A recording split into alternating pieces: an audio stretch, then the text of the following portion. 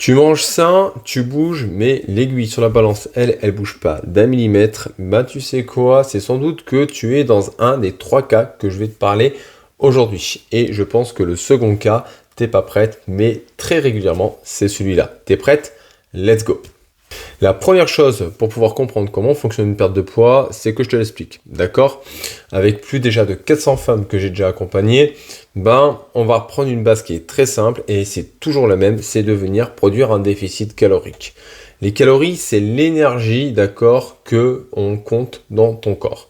Les calories, on ne peut pas les faire supprimer. C'est-à-dire que soit elles vont être comptabilisées et créées sous format d'énergie, d'accord, quand tu vas bouger, soit elles vont être stockées sous format de gras. Pour venir perdre du poids et surtout perdre du gras, l'objectif c'est de venir du coup dépenser plus de calories que tu n'en consommes. Ce qui fait que du coup, ça va venir taper dans tes réserves de gras.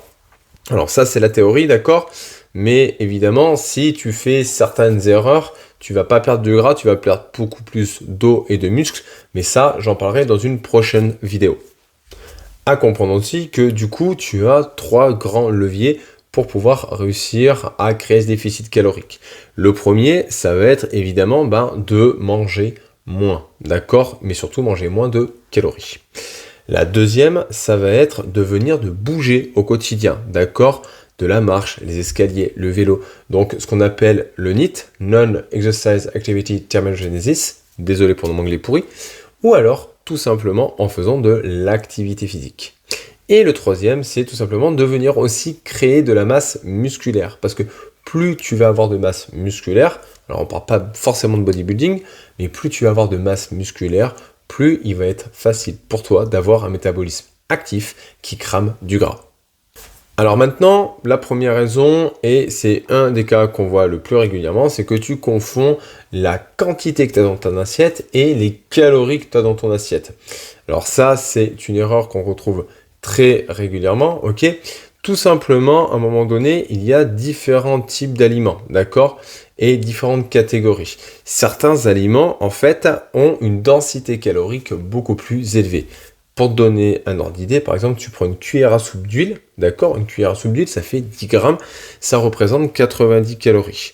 Pour avoir ces 90 calories en pomme, il faudrait une pomme entière. Quand tu vois la taille du pomme, quand tu vois la quantité que tu as dans une cuillère à soupe d'huile, tu vois bien qu'à mon avis, à un moment donné, on n'est pas sur le même ratio. Pareil, si tu prends une poignée de noix, ok, on va être environ à 250 calories. D'accord, 250 calories, si tu devais le convertir par exemple sur une salade, ça te ferait carrément, on va dire, une assiette complète de salade avec dessus 2 tranches facilement, voire 3 tranches de jambon blanc. Tu vois bien que en termes de rassasiement, on n'est pas forcément sur les mêmes rapports. Donc, à un moment donné, il faut comprendre que oui, la quantité dans ton assiette a de l'importance, mais ça va être la quantité de chaque aliment qui compte. Donc, un avocat n'a pas la même densité calorique que de la salade. Et évidemment, par exemple, une saucisse, d'accord, de porc ne va pas avoir la même densité calorique que de la bavette. Ok?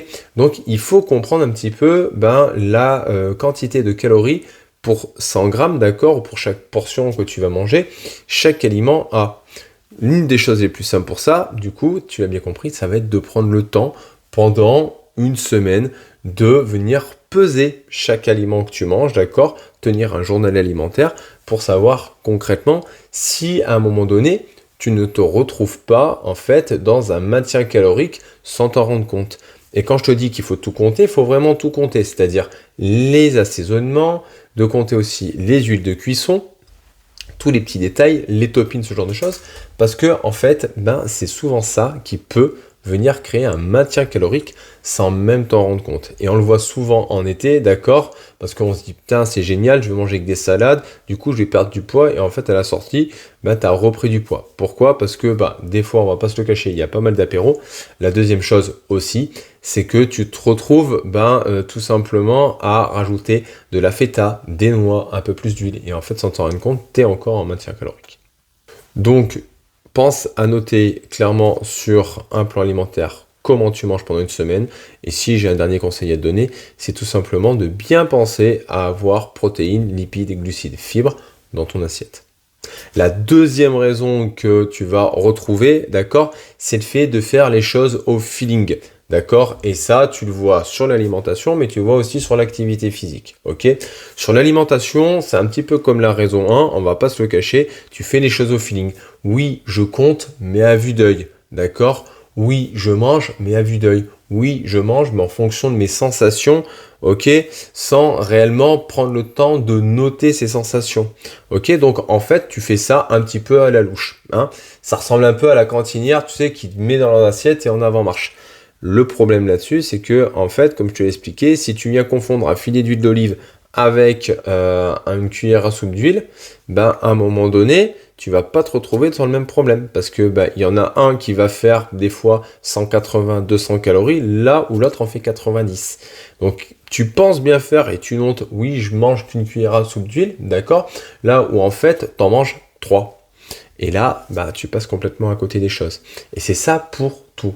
Pareil pour l'entraînement. Des fois, tu t'entraînes au feeling. On retrouve souvent le cas chez les personnes qui veulent perdre du poids en faisant que de la marche ou que des cours collectifs. Vous vous retrouvez à un moment donné, en fait, à avoir rapidement des résultats au départ. Et entre guillemets, résultats, je parle de 2-3 kilos rapidement. Et après, à stagner. Pourquoi? Parce que, en fait, il n'y a pas de surcharge progressive à ça. À aucun moment, vous augmentez l'intensité. Donc, au début, vous avez quelques petits bénéfices, ok? Et on va pas se le cacher, c'est principalement plutôt un ajustement de votre niveau d'hydratation. Et après, ben, en fait, votre corps s'habitue à la chose et vous reprenez du poids, en fait, et vous avez perdu tout. Et là, vous abandonnez et des fois, on se retrouve sur le fameux effet yo-yo. Donc, à comprendre une chose, c'est que l'activité physique, votre corps s'adapte, d'accord? Et il s'adapte en fait au fur et à mesure. C'est-à-dire que là où en fait tu es dans une difficulté à un moment donné, et ben au fur et à mesure, tu vas t'améliorer et ça va devenir beaucoup plus facile pour toi. Ce n'est pas parce que tu ne muscles, d'accord? Ce n'est pas parce que tu ne tonifies. La plupart du temps, c'est simplement parce que ton corps vient créer des adaptations pour que dans ce type d'activité, tu deviennes de plus en plus économique. Donc quand tu fais un cours collectif et que tu as l'impression de transpirer et de dire ah, je suis essoufflé, je transpire, mais en fait, peut-être que la première fois, tu as consommé 500 calories, mais que en fait, maintenant, tu consommes plus que 300 calories dessus. Et 200 calories de différence, bah, ça compte. D'accord? Donc, il faut comprendre que ton corps s'adapte à l'activité physique. Donc, du coup, si tu veux pouvoir progresser et avoir vraiment des effets au niveau de l'activité physique, il va falloir faire une surcharge progressive, c'est-à-dire augmenter l'intensité au fur et à mesure durant tes séances. Le problème qui vient se poser là-dessus, et ça tu l'auras compris, c'est que à travers la marche ou les cours collectifs, tu ne pourras pas appliquer quelque chose parce que tu n'auras pas un programme qui sera vraiment câblé là-dessus. Et qu'est-ce qui va se passer automatiquement? Tu vas te retrouver à stagner et donc du coup à n'avoir aucun résultat. Si tu veux réussir à t'entraîner et à arrêter le feeling, moi j'ai un challenge de 21 jours pour le coup qui est complètement gratuit. Tu fais un rendez-vous avec moi, puis après on fait le point ensemble pour pouvoir te permettre d'avoir tes résultats. Tu as juste à cliquer sur le premier lien en description, ok, et en avant marche, ok. Allez, on se retrouvera de l'autre côté. La troisième raison maintenant, c'est que tu fais un petit peu que ce que tu aimes, hein, et pas forcément ce qui est nécessaire. Alors, c'est pas un reproche, d'accord? On est des êtres humains, on vient se tourner principalement sur quelque chose qui nous fait plaisir plutôt que quelque chose qui va venir nous sortir de notre zone de confort.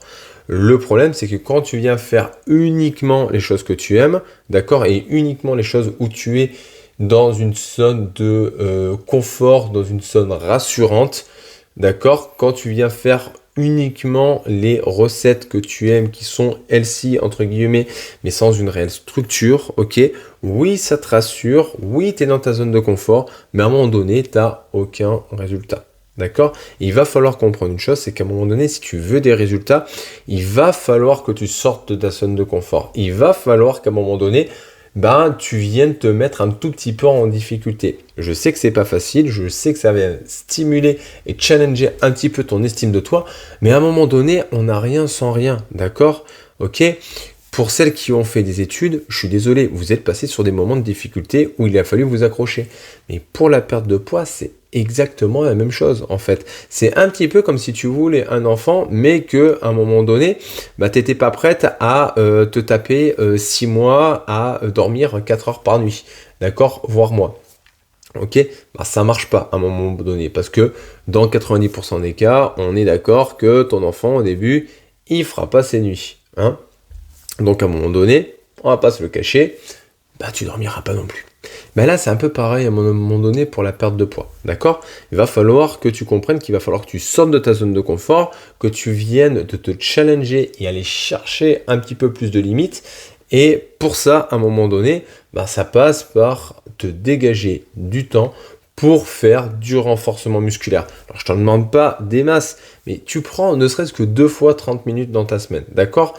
Voire même 2 fois 20 minutes, où tu viens mettre cette surcharge et où tu viens vraiment te challenger. Et ben automatiquement, tu vas voir que ça va être de mieux en mieux. Là-dessus, tu viens rajouter un peu de marche rapide. Pourquoi pas de la course à pied, d'accord? Et pareil, pas 3 plombes, d'accord? Tu te rajoutes 2 sessions, d'accord?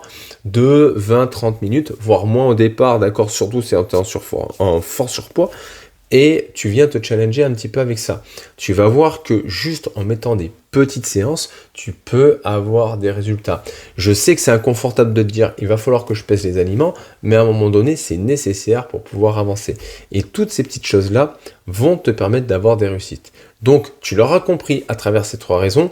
Si tu veux t'en sortir, à un moment donné, il va falloir que tu fasses la différence entre volume et calories. Il va falloir qu'à un moment donné, tu arrêtes de t'entraîner en feeling et de faire les choses au feeling, mais qu'à un moment donné, tu comptes les choses et tu regardes réellement la situation en face. Et en 3, c'est pas facile à comprendre, mais à un moment donné, il va falloir, ok, arrête de faire ce que tu aimes et fais ce qui est nécessaire, d'accord? Si aujourd'hui tu n'as pas de résultat, c'est qu'à un moment donné, tu restes dans ta zone de confort, d'accord, sur 1, 2 ou 3 de ces choses, d'accord?